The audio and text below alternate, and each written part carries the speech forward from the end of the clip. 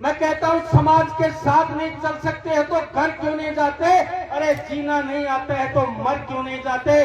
सफर है बहुत जोखिम भरा, करते हो तो उतर क्यों नहीं जाते? फैसले करते हो।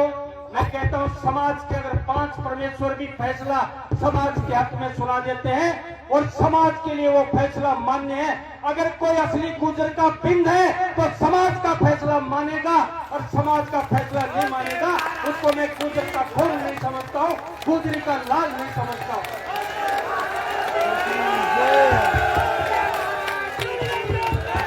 ये वो वीर समाज है, ये वो वीर समाज है जो 5 लोगों का फैसला इस सर माथे पे रख के चलने वाला है। किस दहेज की बात करते हो, किस दहेज को विदा को बंद करने की बात करते हो? अरे वीर समाज के वीर पुत्रों, देखिए आप कर्नल साहब की एक आवाज पर आधा हिंदुस्तान बंद करने वाला ये समाज क्या आज दहेज प्रथा बंद नहीं कर सकता? क्या बाल विवाह बंद नहीं कर सकता? क्या और हमारे समाज की कुरीतियां बंद नहीं कर सकता? महाराज बलदेव दास की उपस्थिति में कहना चाहता हूं, संत श्री के चरणों में प्रणाम करना चाहता हूं, एक बार यहां से उद्घोष तो करके देखिए। ये वो वीर समाज है जो अपनी बात के लिए और अपनी जात के लिए अपना सर कलम करवा देगा, कभी बात को नीचे पड़ने नहीं। क्या बात करते हैं आप?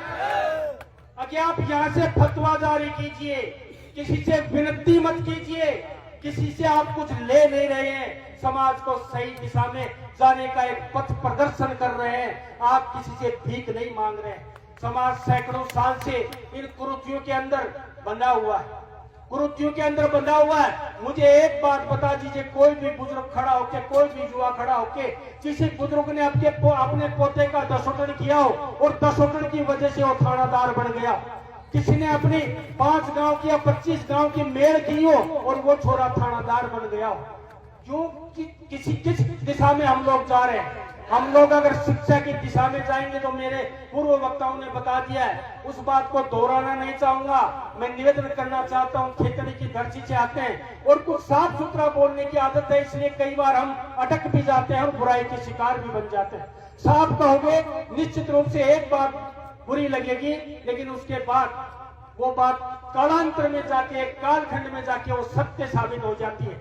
ये बात मैंने कल परसों सोशल मीडिया पे एक मजाक में कहा था। मैं एक दशोटन में गया था और राम सिंह चौटिया वहां पे भजन भाव कर रहे थे। मैंने मजाक में कही थी, यार आप ही लोग तो शुरू करते हो, कोई पुतले वाले शुरू करते हो, हम तो आपका अनुसरण करते हैं। खेतड़ी तो एक पहाड़ी क्षेत्र है। फिर कहता हूँ आपने शुरू किया, उसका अनुसरण तो पूरी तरीके से नहीं कर पाए, लेकिन आप लोग बंद करोगे तो 100% उसका हम लोग अनुसरण करेंगे, ये आपको विश्वास दिला सकते हैं।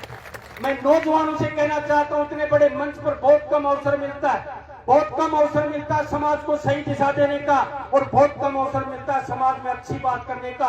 राजनीति तो हम रोज करते हैं, भाई को भाई से लड़ाने का काम करते हैं, जाति से जात को लड़ाने का काम करते हैं, लेकिन ये जात गंगा का पवित्र मंच है। इस पर जो बात अगर कोई बुरी कह के चला जाएगा, मैं समझता हूँ नरक का भागी होगा, और गलत बात मन में रख के चला जाएगा वो नरक का भागी होगा। एक बार आप मुझसे पहले देवनारायण भगवान का जयकारा तो बहुत बार लगाया होगा, देवनारायण भगवान का जयकारा हर वक्ता ने लगाया होगा, लेकिन और बुजुर्गों के लिए देवनारायण हमारे आराध्य देव है। और देव भगवान जैसे कोई पीली पगड़ी, कोई लाल पगड़ी, कोई सफेद पगड़ी के बुजुर्ग लोग बैठे।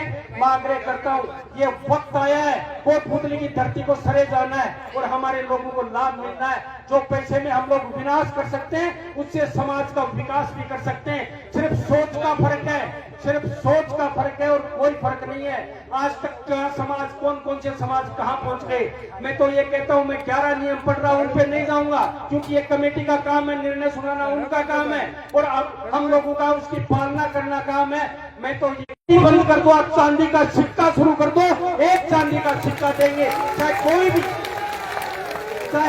भी हमारे, चाहे कोई भी फंक्शन हो, चाहे कोई भी मंगलकारी हो, और जो भी समाज में, जिस गांव में, जिस ढाणी में, जिस तहसील में अगर इन समाज के नियमों का कोई उल्लंघन करता है, उसको जात बार करना तो कानूनी अपराध है, लेकिन उसका सभी मंगल कार्यों के लिए बहिष्कृत कर दो, ना उसके खुशी में जाओ, ना उसके गम में जाओ, तब जाके ये चीज कंट्रोल होगी।